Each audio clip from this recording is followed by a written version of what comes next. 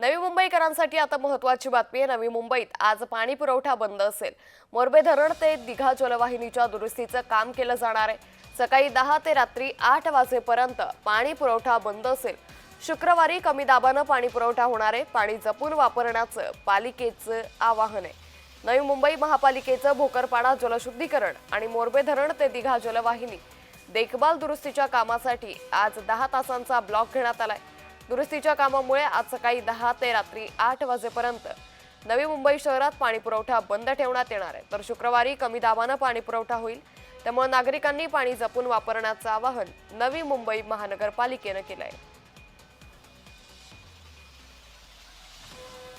तर नवी मुंबईमध्ये आज पाणी पुरवठा हा बंद असेल। सकाळी 10 ते रात्री 8 वाजेपर्यंत नवी मुंबईतील पाणी पुरवठा हा बंद राहणार आहे। तर शुक्रवारी कमी दाबानं पाणी पुरवठा केला जाणार आहे। त्यामुळे पाणी जपून वापरण्याचं आवाहन नवी मुंबई महानगरपालिकेच्या वतीनं करण्यात आलेलं आहे। त्यामुळे आज मोरबे धरणाच्या दुरुस्तीच्या कामासाठी हा पाणी पुरवठा बंद असणार आहे।